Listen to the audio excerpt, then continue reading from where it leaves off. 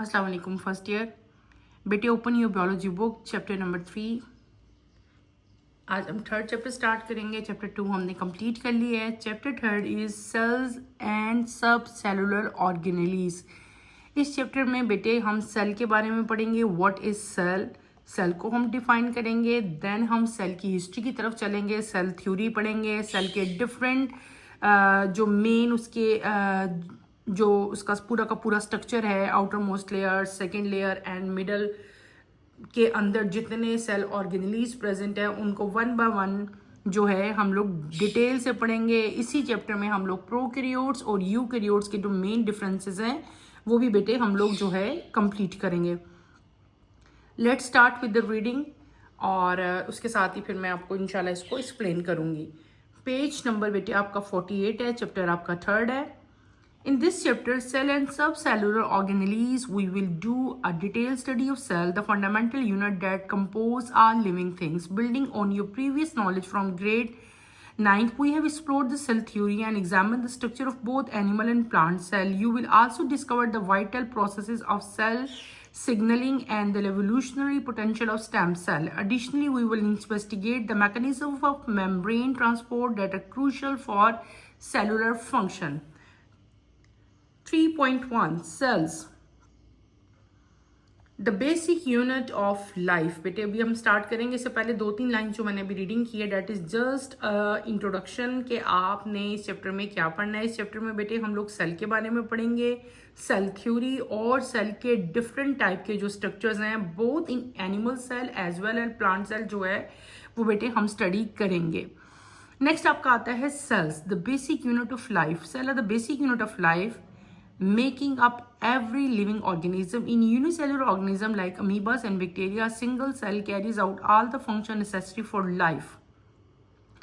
Multicellular organisms such as plant and animals are composed of numerous specialized cells that work together to sustain life. You know that all living organisms show the basic properties of life, that is movement, respiration, homeostasis, growth, reproduction, excretion and nutrition.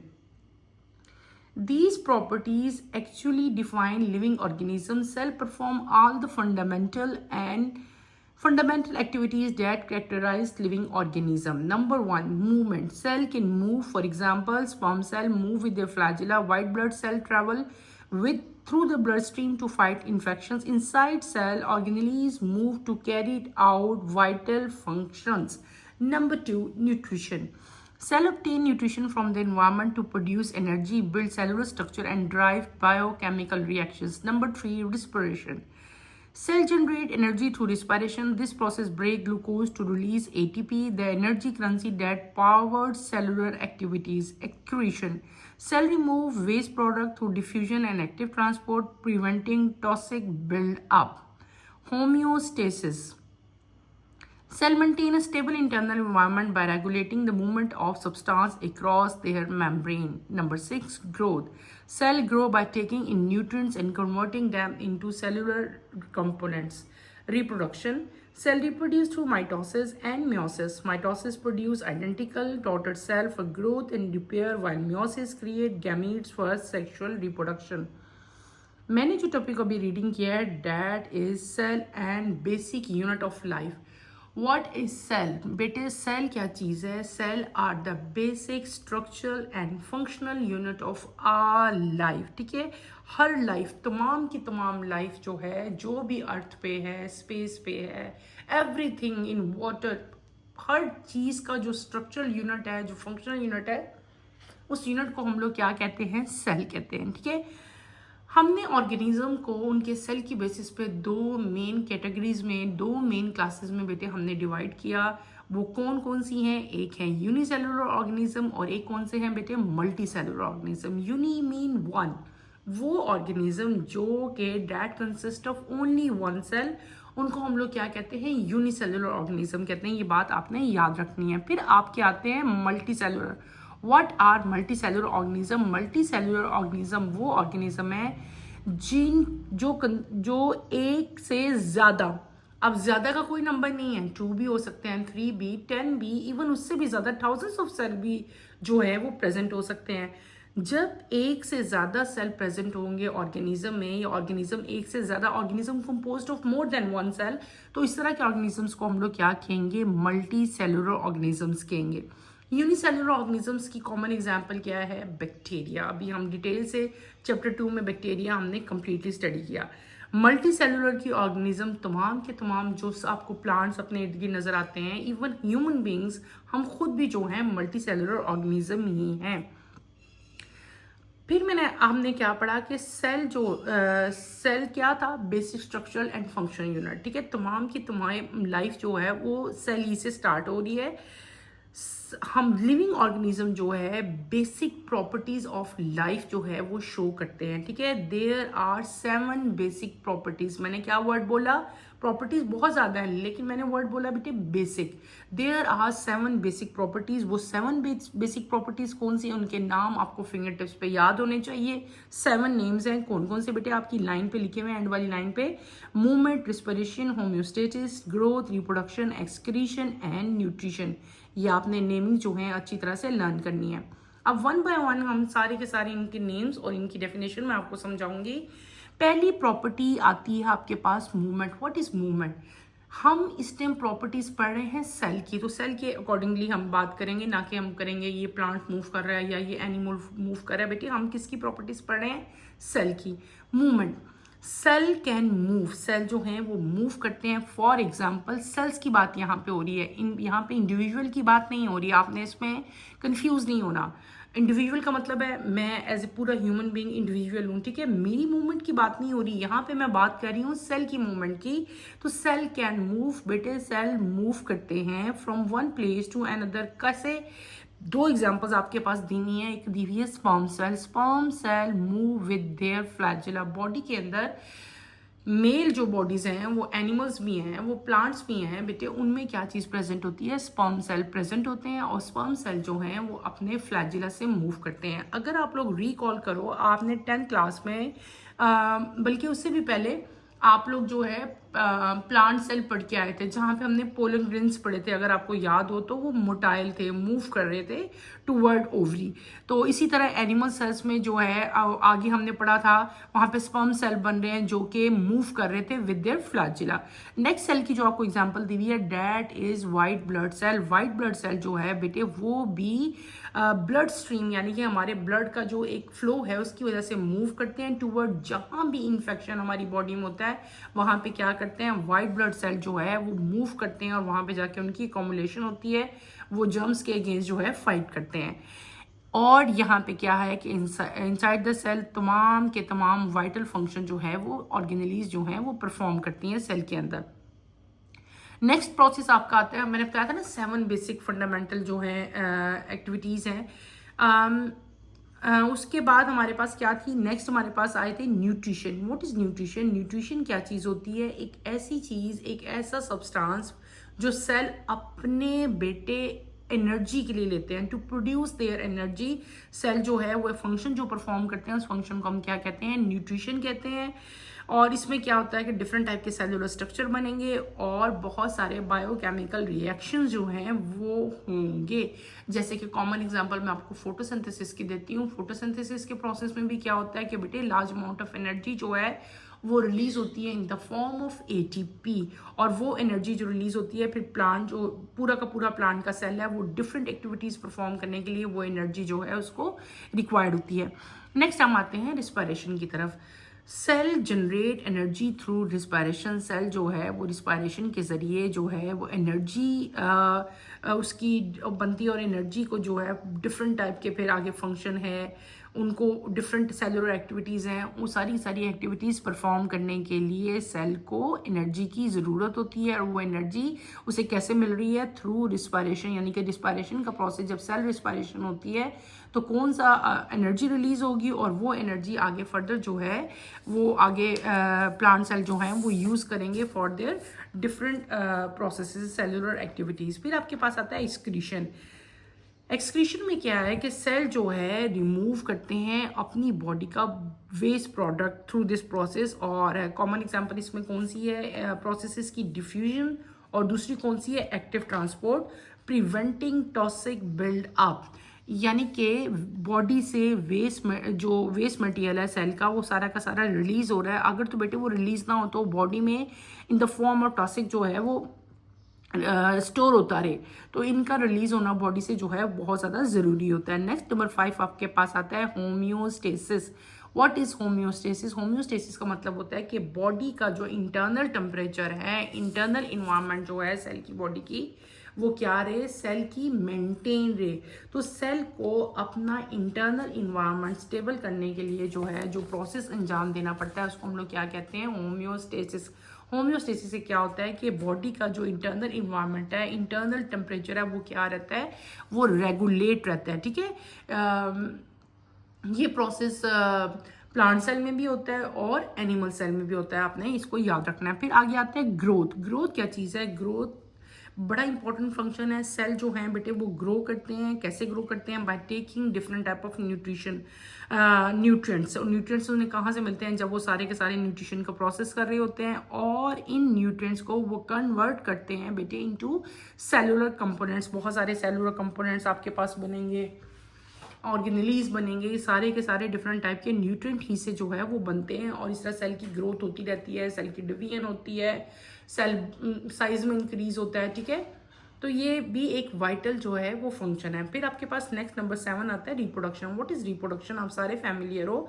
Cell reproduce, cell जो है वो reproduce करते हैं। ये तो नहीं है ना कि एक सेल है तो वो थ्रू आउट द बॉडी बड़े होने तक भी जो है आपकी बॉडी में 1 या 2 सेल ही रहेंगे। नो बेटे, सेल जो है वो कंटिन्यूसली उनकी ग्रोथ जो है वो कंटिन्यू रहती है। सेल की ग्रोथ जो है वो 2 प्रोसेसेस होती है, एक होता है माइटोसिस और एक होता है म्योसिस। माइटोसिस और म्योसिस हम लोग 9th क्लास में डिटेल से पढ़ के हैं। आपको पता है कि दोनों के दोनों जो हैं वो सेल डिवीजन के जो हैं वो प्रोसेस है। माइटोसिस में क्या होता है कि आइडेंटिकल कॉपीज जो हैं वो बन रही हैं। ठीक है, डॉटर सेल की और फॉर ग्रोथ एंड रिपेयर के लिए जो है बनती हैं। और म्योसिस में क्या होता है, गैमीट सेल बनते हैं। ठीक है, और वो किस लिए यूज होते हैं gamete cell? The use for sexual reproduction. ये हमने क्या पढ़े बेटे? ये हमने बेसिक प्रॉपर्टीज ऑफ लाइफ पढ़ी। और बेसिक प्रॉपर्टीज ऑफ लाइफ कितनी थी? दे आर 7 इन नंबर, जो कि मैंने आपको सारी की सारी डिटेल में पढ़ाई। अब हम अपने नेक्स्ट टॉपिक की तरफ चलेंगे। पेज नंबर 49 पे हूँ मैं बेटे। इन द एंड आपके पास क्या आती है? सेल थ्योरी आती है। सेल थ्योरी आज हम डिटेल से पढ़ेंगे। What is cell theory? Topic आपका है 3.2 cell theory. At the beginning of 17th century, many scientists began to use the microscope to study very small objects. In 1665, an English scientist, Robert Hooke, examined a thin slice of cork of oak tree under microscope. He observed that a cork was made of many litter boxes. Hooke also examined the pieces of stem and root of oak tree under microscope. He found that these were also made of similar litter boxes. He concluded that the parts of plants were made of compartment. Hooke named these compartment and celluli. Cell theory यानी कि cell कैसे originate हुआ, cell का discovery कैसे हुई, पता कैसे चला कि ये चीज़ है, ये सेल है, इसकी क्लास सारा का सारा जो हिस्ट्री है बेटे वो हम पढ़ेंगे, which is known as cell theory. सबसे पहले जो काम हुआ था वो कब हुआ था? वो हुआ था 17th सेंचुरी में। बेटे एक साइंटिस्ट था जिसका नाम था रॉबर्ट हुक। ये बात है 1665 की। ठीक है, उसने क्या किया था? उसने एग्जामिन किया था थिन स्लाइस किसका? कॉक। कॉक एक होता है वुडन पीस है, बहुत सॉफ्ट वुडन का पीस होता है, उसको हम लोग कहते हैं कॉक। ठीक है, उसका एक स्लाइस इसने अंडर सिंपल माइक्रोस्कोप जो है वो एग्जामिन किया था। जब उसने एग्जामिन किया तो उसको माइक्रोस्कोप में से उसके अंदर एक स्पेसिफिक स्ट्रक्चर नजर आए बॉक्सेस की तरह के। उसने क्या किया? इसी तरह का स्ट्रक्चर उसने ओक ट्री का कॉक ही देख रहा था ना, ये ओक ट्री के स्टैम्प में और ओक ट्री के ट्री में भी देखा तो उसको सेम यही जो है स्ट्रक्चर नजर आया। उसने क्या किया? इन स्ट्रक्चर्स को उसने कंक्लूड किया कि प्लांट के जो पार्ट्स हैं वो इन्हीं कंपार्टमेंट्स से जो हैं वो बने हुए हैं। ये जो स्ट्रक्चर उसको नजर आ रहा था, उसने इन स्ट्रक्चर को नाम क्या दे दिया बेटे? सेलुलाई का नाम दे दिया। CELLULAE, सेलुलाई। सेल नहीं बिका उसने। तो सबसे पहले जो साइंटिस्ट था जिसने काम किया था इसके ऊपर, जिसने डिस्कवरी की थी, वो कौन था? रॉबर्ट हुक था। और यहाँ पे स्क्रीन पे आपको स्ट्रक्चर नजर आ रहा है, ये क्या स्ट्रक्चर है, ये है ओके कॉर्क का, ठीक है। कॉर्क का एक स्लाइस लिया उसने, उसको जब माइक्रोस्कोप के अंडर एग्जामिन किया तो उसको इस तरह का छोटे छोटे बॉक्सेस नजर आए, और इन बॉक्सेस, ये स्ट्रक्चर्स को, ये जो एक बॉक्स है, दो बॉक्स है, इसको इन्होंने क्या इसने नाम दिया, रॉबर्ट हुक ने सेलुलाई का नाम दे दिया। ये बेटे माइक्रोस्कोप है, ये 16th सेंचुरी में जो माइक्रोस्कोप यूज होता था, डेट इज़ वेरी सिंपल, ठीक है। ये माइक्रोस्कोप जो है उस टाइम का है, अब ये बिल्कुल ख़त्म हो चुके हैं, किसी हिस्टोरिकल म्यूजियम में शायद अब ये हों, अब ये नहीं यूज़ किए जाते। नेक्स्ट आपके पास हम आते हैं, उसकी थ्योरी ही हम पढ़ें। एक साइंटिस्ट का काम हमने पढ़ लिया, डेट इज रॉबर्ट हुक। अब नेक्स्ट आपका साइंटिस्ट आता है। ये काम बेटे उस वक्त तक चलता रहता है जब तक कि आगे फर्दर काम होता रहेगा। काम कभी भी साइंस पे ख़त्म नहीं होता, रिसर्च ख़त्म नहीं होती। एक ने काम किया, अगला साइंटिस्ट उसी के काम को लेके आगे चलता है, वो नई चीज़ें डिस्कवर करता है, थर्ड वन फिर उसी की चीज़ों को लेके आगे चलता है। इस तरह ये काम जो है कंटिन्यू रहता है। पहले हमने बात कर ली रॉबर्ट हुक की, अब नेक्स्ट साइंटिस्ट आएगा। इन 1673 a Dutch scientist Anton V. Leeuwenhoek made a better microscope and observed living cell in pond water. He called these cells an animalculus. In 1809, a French biologist Jean-Baptiste D. Lamarck also observed cells when he examined the part of animal and plant under microscope. Later on, 1831, a British botanist Robert Brown discovered nucleus in the cell.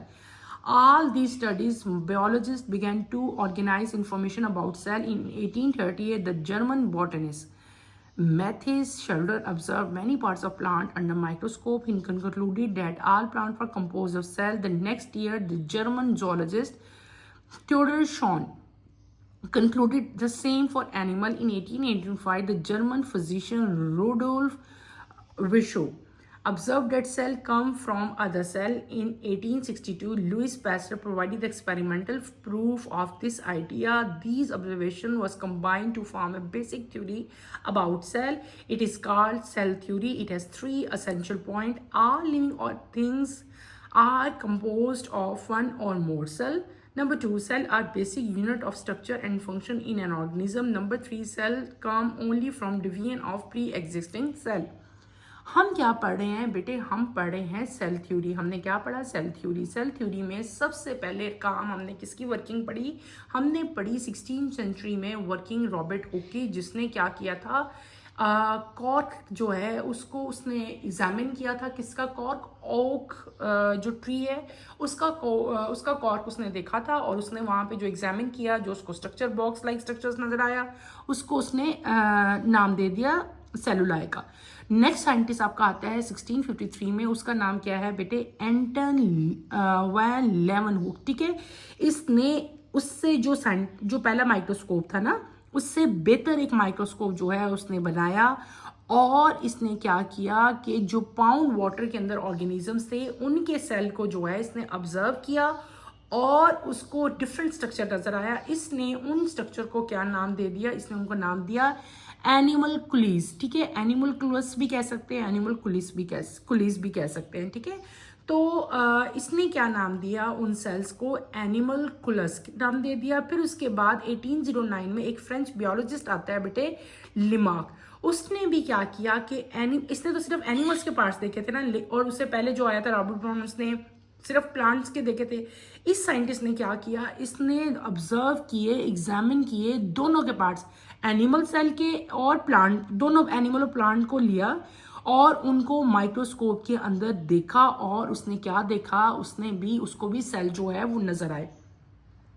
उसके बाद 1831 में बेटे आगे further एक scientist आता है जिसका नाम है रॉबर्ट ब्राउन। रॉबर्ट ब्राउन ने, अब नई एक डिस्कवरी हो रही है, अब सेल तो हो गया डिस्कवर, अब रॉबर्ट ब्राउन ने क्या किया, उसने सेल के अंदर एक और चीज देखी, डेट इज आगे चल के हम पढ़ेंगे कि जो कि सेल का भी यूनिट है, उसको ने क्या देखा, उसने डिस्कवर कर दी एक नई चीज, that is known as nucleus, यानी कि उसने न्यूक्लियस को डिस्कवर कर दिया। इन स्टडीज के बाद क्या हुआ कि जितनी इंफॉर्मेशन आती है, अब देखो हमने 4 डिफरेंट साइंटिस्ट के काम कर लिए, एक ने भी सेल दिखाया, दूसरे ने दिखाया, फिर तीसरे ने लेमार्क ने फर्दर उसमें दोनों में दिखा दिए, एनिमल्स में भी प्लांट्स में भी, और फिर आगे फर्दर रॉबर्ट ब्राउन ने और इम्पोर्टेंट डिस्कवरी कर ली, उसने क्या कर दिया, न्यूक्लियस भी जो है उसको भी डिस्कवर कर लिया। अब क्या हुआ कि जितनी इंफॉर्मेशन हमारे पास सेल की आई थी, ये तमाम की तमाम और जो है अब ऑर्गेनाइज होना शुरू होगी, ठीक है। जितनी इंफॉर्मेशन सेल्स के बारे में आई थी, 1838 में बेटे एक बॉटनिस्ट आता है जिसका नाम होता है शेल्डन, जो कि बहुत इम्पॉर्टेंट इसका काम है। इसने क्या किया, इसने प्लांट को माइक्रोस्कोप के अंडर एग्जामिन किया और इसने कंक्लूड किया, ठीक है। इसका जो रिजल्ट था, इसने क्या कंक्लूड किया कि all plants were composed of cell, तमाम के तमाम सेल जो हैं वो कंपोज्ड ऑफ सेल, यानी कि सेल के बने हुए हैं। उसके ये क्या था, ये बॉटनिस्ट था, आपने ये बात रखनी है। फिर नेक्स्ट साइंटिस्ट आता है, वो जोलॉजिस्ट है। ये जर्मन था, ये भी जर्मनी का रहने वाला था, लेकिन ये बॉटनिस्ट था। नेक्स्ट आ रहा है जोलॉजिस्ट। जोलॉजिस्ट का नाम क्या था, शॉन, ठीक है। इसने क्या किया था, इसने भी सेम का सेम जो है ऑब्जर्वेशन की थी, लेकिन क्योंकि ये जोलॉजिस्ट था, इसकी वर्किंग किसके ऊपर थी, एनिमल्स के ऊपर। तो इसने भी यही चीज़ कंक्लूड की थी कि all animals were composed of cell. क्या यहाँ पे लिखा नहीं हुआ, यहाँ पे वर्ड है सेम फॉर एनिमल, तो आपने ये बताना है कि इसने क्या कहा था कि all animals are composed of cell. उसके बाद आपके पास आता है जर्मन फिजिशियन, आपके पास नेक्स्ट आएगा और क्या है, वो है विशो। विशो ने क्या किया था, इसने बताया था कि ऑल सेल, तमाम के तमाम सेल जो हैं वो कहाँ से ओरिजिनेट होते हैं, कहाँ से प्रोड्यूस होते हैं बेटे, एग्जिस्टिंग सेल से। जो पुराने सेल हैं उनसे नए सेल बन रहे हैं। इसने एक नई चीज़ बता दी, यानी कि अब क्या हो रहा है, सेल तो डिस्कवर हो गया, लेकिन सेल के बारे में नई नई चीज़ें जो हैं अब डिस्कवर हो रही हैं, सेल के बारे में काम हो रहा है। सेल पता चल गया कि सेल तो है, तमाम लाइफ जो है वो सेल ही से बनी हुई है, प्लांट सेल हैं, एनिमल सेल हैं, लेकिन अब सेल के आगे फर्दर काम हो रहा है। उसके बाद आपका लास्ट में आता है लुइस पैस्चर, जिसने एक्सपेरिमेंटली जो है इस आइडिया को प्रूफ किया था। किस आइडिया को, कि all cell come from pre existing cell. इसने इस आइडिया को एक्सपेरिमेंट किया और ये आइडिया इसका प्रूफ हो गया। अब ये तमाम साइंटिस्ट जो हैं जिन्होंने डिफरेंट काम किए, जो हमने एंड वाले पैराग्राफ में पढ़े, जो आपके पास शेल्डन, शॉन जो आते हैं, इन्होंने क्या किया कि पूरी इस तमाम बातों को लेके एक थ्योरी बना दी, एक थ्योरी कंपाइल कर दी। वो थ्योरी क्या थी, that theory is known as cell theory. और स्टिल आज तक बेटे, अभी तक द प्रेजेंट डे, ठीक है, जो हम पढ़ रहे हैं अभी तक, यही सेल थ्योरी अभी तक पढ़ाई जा रही है। This is known as cell theory. Cell theory के 3 मेन पार्ट्स हैं, ये बात आपने याद रखनी है। Number 1 is a living organism of composed of 1 or more cell. तमाम के तमाम लिविंग ऑर्गेनिज्म जो है दे आर कंपोज्ड ऑफ कितने, 1 या 1 से ज्यादा सेल। तमाम लिविंग ऑर्गेनिज्म सेल से मिलकर बने हैं, पहला पॉइंट था। दूसरा पॉइंट क्या है, cell is a basic structural and function of all living organism. तमाम के तमाम लिविंग ऑर्गेनिज्म का स्ट्रक्चरल और फंक्शनल यूनिट है कौन, सेल्स। तो क्या कह लेंगे हम लोग, सेल जो है basic unit of structure and function तमाम के तमाम ऑर्गेनिज्म का। थर्ड पॉइंट क्या आता है, cell come from the division of pre existing cell. Cell जो है वो प्री एग्जिस्टिंग सेल से बनता है, यानी कि जो प्री एग्जिस्टिंग सेल होते हैं उनकी डिवीजन होगी माइटोसिस या माइटोसिस के जरिए न्यू सेल बनेंगे। पुराने सेल, ओल्ड सेल खत्म हो जाएंगे और जो न्यू बने उनसे फिर न्यू बनेंगे, 2 से 4, 4 से 8, और इस तरह ये साइकिल जो है ये कंटिन्यू रहता है। यानी कि बेटे हमने क्या पढ़ लिया, हमने पढ़ा व्हाट इज सेल, फिर मैंने आपको सेल के बेसिक 7 हमने जो है उनके मेन जो प्रॉपर्टीज़ हैं, मेन जो उनके फंक्शंस हैं वो हमने पढ़े। फिर हमने आज के टॉपिक में क्या पढ़ा, हमने पढ़ा सेल थ्योरी। सेल थ्योरी में किन किन साइंटिस्ट ने कौन कौन सा काम किया वो सारी हमने वर्किंग देखी। इन द एंड हमारे पास क्या आ गया, सेल थ्योरी आ गई। सेल थ्योरी के कितने पॉइंट्स थे, 3 पॉइंट्स थे। अच्छा बेटे ये बहुत इंपॉर्टेंट है आपके पेपर में, इतना सा पैराग्राफ है, छोटा सा लग रहा है, लेकिन इसको पढ़ाने में भी कितना टाइम लगा और इसमें से क्वेश्चन भी बहुत सारे बन सकते हैं। सबसे मेन क्वेश्चन आपका क्या आ सकता है, व्हाट इज सेल थ्योरी, उसके 3 पॉइंट्स हैं, वो आपको याद होने चाहिए। हर साइंटिस्ट का काम आपका अलग आ सकता है कि शेल्डन ने क्या काम किया, रॉबर्ट ब्राउन की क्या वर्किंग है, ठीक है, शॉन ने क्या काम किया, या डिफरेंट तरह से भी क्वेश्चन आ सकता है कि एक्सपेरिमेंटल प्रूफ जो है सेल थ्योरी का किसने दिया था। तो ट्रिकी क्वेश्चन भी आ सकते हैं, तो आपको पता होना चाहिए कि एक्सपेरिमेंटल प्रूफ जो है वो लुइस पैस्चर ने दिया था। इसी तरह पूछ सकते हैं कि जो प्लांट्स है उसको माइक्रोस्कोप के नीचे किसने ऑब्जर्व किया था, प्लांट सेल को, तो आपको पता होना चाहिए शेल्डन ने किया था। तो ये सारे साइंटिस्ट जो हैं बेटे, ये आपने अच्छी तरह से इनकी सारी की सारा जो इनका इन्होंने काम किया उसको और आगे फर्दर आपने जो है इनका तमाम का तमाम काम जो है वो अच्छी तरह से आपने इसको करना है। बहुत आसान टॉपिक था, सिर्फ साइंटिस्ट के नाम हैं, ठीक है, उन्होंने क्या क्या किया है, और एंड पे हमारे पास क्या आ जाती है, सेल थ्योरी आ जाती है, जिसके 3 एसेंशियल पॉइंट्स हैं, वो आपके पॉइंट्स की फॉर्म में बुक में लिखे हुए हैं, एज इट इज आपने उसको याद कर लेना है। नेक्स्ट टॉपिक आपका आता है validation of cell theory. Cell theory can be validated through several observation and experiment. For example, by using light microscope and electron microscope, scientist visualize cell structure and find tangible evidences that cells are indeed the structural units of all living things. Number 2, through techniques like live cell imaging and genetic studies, scientists have tracked how cells replicate and give rise to new cells. These techniques validate the principle that all cells originate from pre-existing cells. Techniques like DNA sequencing reveal that cells share common genetic material and metabolic pathways, reinforcing the notice that the cell is the fundamental unit of life. Number 4, experiments such as cell structure studies and tissue engineering validate cell theory by demonstrating cell growth, differentiation and reproduction. अभी जो topic मैंने reading की है बेटे, that is validation of cell theory. अच्छा, ये जो word लिखा हुआ है validation, what does it mean, कि सेल थ्योरी की क्या चीज़ है। तो वैलिडेशन बेटे जो है इसका मतलब होता है कि एक्शन ऑफ चेकिंग, हम चेक करते हैं या किसी भी चीज़ की एक्यूरेसी चेक करते हैं। आपने कोई भी साइंटिस्ट ने जो भी काम किया होता है, ठीक है, एक थ्योरी बन जाती है, तो उसको फर्दर जो चेकिंग है उसकी किसी भी अभी तो ये तो आप जो टॉपिक है ये तो आपका है ना वैलिडेशन ऑफ सेल थ्योरी के, सेल थ्योरी का जो है फर्दर जो है इसकी एक्यूरेसी चेक की, और जो है इसके जो है डिफरेंट टाइप के एक्शंस हैं, डिफरेंट टाइप के मोड्स हैं, इसके प्रूफ हैं कि ये जो सेल थ्योरी है ये ठीक है कि नहीं ठीक, डिफरेंट एक्सपेरिमेंट्स हैं, ये सारे के सारे हम करेंगे। तो किसी भी थ्योरी, कोई भी थ्योरी जो साइंस में हम लोग पढ़ेंगे, हर थ्योरी की जो है एक वैलिडेशन जो है वो बेटे होती है। वैलिडेशन का मतलब क्या है, मैंने पहले भी आपको बताया, दोबारा बता देती हूँ, द एक्शन ऑफ चेकिंग, ठीक है ना, अपने काम को जो हमारे पास कंक्लूजन आ जाती है उसको चेकआउट करना, उसको जो है उसकी एक्यूरेसी को देखना, इन तमाम चीज़ों को हम लोग क्या कहते हैं, वैलिडेशन कहते हैं। तो अब आपके पास क्या आता है कि validation of cell theory, cell theory तो हमारी बन गई, अब उसको चेकआउट कैसे करना है, कैसे जो है बहुत सारे उसके बारे में एक्सपेरिमेंट्स किए गए और ऑब्जर्वेशंस दी गई, वो सारी हम जो है पढ़ेंगे। पहले क्या करेंगे कि हमने सेल थ्योरी को वैलिडेटेड थ्रू डिफरेंट एक्सपेरिमेंट्स, ठीक है, वो कौन कौन से ऐसे प्रोसीजर्स थे जिनसे हमने जो है अपनी सेल थ्योरी को चेक किया और उसकी एक्यूरेसी फाइंड आउट की, वेदर कि वो कितनी एक्यूरेट है, ठीक है। पहला पॉइंट क्या आता है कि हमने क्या किया, साइंटिस्ट ने क्या किया, उन्होंने लाइट माइक्रोस्कोप और इलेक्ट्रॉन माइक्रोस्कोप जो है उससे सेल को विजुअलाइज किया, सेल का स्ट्रक्चर देखा और डिफरेंट टाइप के एविडेंसेस जो हैं वो फाइंड आउट किए, और ये चीज़ इस चीज़ से मज़ीद एक्यूरेसी में आ गई, और ये चीज़ प्रूफ होगी कि सेल जो है that is indeed a structural and functional unit of our living organisms.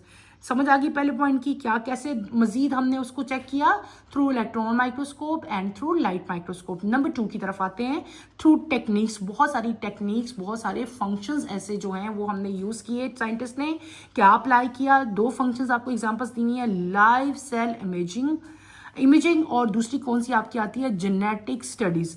Cell की जो जेनेटिक उसका मेकअप था वो चेकआउट किया गया, और लाइव सेल को जो है उसको इलेक्ट्रॉन माइक्रोस्कोप में फर्दर उसके जो है इमेजेस लिए गए, और उन इमेजेस को जो है फर्दर जो है उनके बारे में रिसर्च की गई, उनको फर्दर जो है ऑब्जर्व किया गया, और इन तमाम चीज़ों से ये साइंटिस्ट को पता चला कि तमाम के तमाम जो सेल्स हैं उनमें क्या हो रही है, रेप्लिकेशन हो रही है, सेल्स का नंबर जो है वो इंक्रीज हो रहा है, और सेल जो हैं उनसे न्यू सेल जो हैं वो अराइज हो रहे हैं। यानी कि इसका मतलब क्या हो गया कि all cells are originate from pre existing cell. तो हमारी सेल थ्योरी का जो ये वाला पॉइंट था ये भी फर्दर जो है इसके अंदर भी फर्दर एक्यूरेसी आ गई, ये पॉइंट भी जो है हमारा दुरुस्त साबित हो गया। फिर हम आते हैं नंबर 3 पॉइंट क्या है, टेक्निक हमने यूज़ की, कौन सी साइंटिस्ट ने डीएनए सीक्वेंस, यानी कि डीएनए का सीक्वेंस होता है ना, आपको पता है कि नाइट्रोजीनियस बेसिस होती हैं, उनका एक सीक्वेंस है कि किस बेस ने किसके साथ अटैच होना है, किसके बाद किस बेस ने लगना है। तो डीएनए का सीक्वेंस जो है वो देखा गया, उसमें जेनेटिक मटेरियल देखे गए, मेटाबॉलिक पाथवेज जो हैं वो पढ़े गए, और उन तमाम चीज़ों से भी यही चीज़ पता चली क्या कि सेल जो है वो फंडामेंटल यूनिट है किसका, लाइफ का। इन द एंड आपका एंड पॉइंट जो है वो क्या है कि जो सेल कल्चर स्टडीज़ हैं, टिश्यू इंजीनियरिंग है, ये तमाम के तमाम सेलुलर ग्रोथ साइंटिस्ट ने क्या किया, लैब में डिफरेंट सेलुलर ग्रोथ्स की, डिफरेंट सेल्स को ग्रो किया, उनको ऑब्जर्व किया, उनकी डिफ्रेंशिएशन देखी, उनकी जो है रिप्रोडक्शन देखी, और जो है उनके बारे में सारी हमने जो बेसिक 7 प्रॉपर्टीज पढ़ी थी, न्यूट्रिशन, रिप्रोडक्शन, सारे उनको चेक किया। और चेक करने के बाद हम ये साइंटिस्ट ने प्रूफ कर दी, इस चीज़ में मज़ीद क्लैरिटी आ गई, मज़ीद एक्यूरेसी आ गई कि सेल थ्योरी जो है वो बिल्कुल करेक्ट है। ऑल लिविंग ऑर्गेनिज्म जो हैं वो सेल ही से ओरिजिनेट हुए हैं। सेल जो है बेसिक स्ट्रक्चर और फंक्शन होता है तमाम लाइफ का। और नंबर 3 क्या था हमारे पास कि all cell arise from pre existing cell. तो ये क्या था, ये हमने सेल थ्योरी पढ़ी, और उसके बाद हमने उसकी वैलिडेशन जो है वो भी कुछ पॉइंट्स जो हैं 4 पॉइंट्स थे वो मैंने आपको सारे के सारे समझाए। आज के टॉपिक के लिए बेटे इतना ही है, छोटा सा टॉपिक था और बहुत इजी टॉपिक था, इसको आपने अच्छी से स्टडी करना है। इसमें कोई प्रॉब्लम होती है, कोई मुश्किल होती है, feel free to ask any question. Then इंशाल्लाह कमिंग लेक्चर में मैं आपको एक्सेप्टेशंस जो है सेल थ्योरी की वो स्टडी करवाऊंगी। कमिंग लेक्चर की नोटिफिकेशन के लिए आप चैनल को शेयर करें, लाइक करें और सब्सक्राइब करें, ठीक है। अक्सर मैं ये हर लेक्चर में ये वर्ड मैं बोलती हूँ कि चैनल को लाइक करें, सब्सक्राइब करें। बेटे इसका मकसद ये होता है कि आपका कोई भी लेक्चर जो है वो मिस ना हो, ठीक है। जैसे ही नया लेक्चर अपलोड हो आपको फ़ौरन से पहले जो है वो नोटिफिकेशन आ जाए बेटे। तो यहीं पे अपना टॉपिक मैं एंड करती हूँ। अल्लाह हाफिज़ फर्स्ट ईयर, अपना ख्याल रखिएगा।